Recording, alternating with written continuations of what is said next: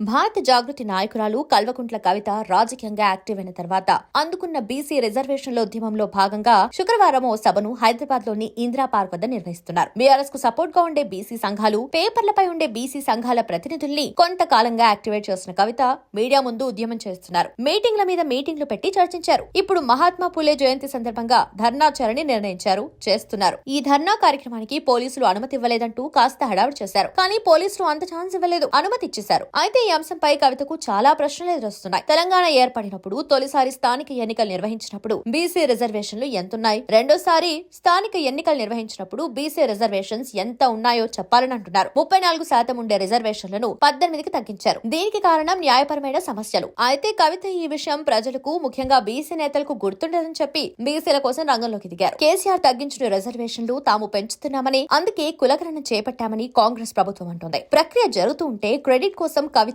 ఇలాంటి political games ఆడుతున్నారని విమర్శలు గుప్పిస్తున్నారు. బీసీలకు కేసీఆర్ చేసిన ద్రోహం కవిత జాగృతి కింద చేసే ఉద్యమాల్లో కప్పెట్టలేరని అంటున్నారు. అయితే రాజకీయం అంటే చేసిన తప్పుల్ని కూడా ఎదుటివారు చేశారని ధర్నాలు చేయటమే. కవిత కూడా అదే చేస్తున్నారు.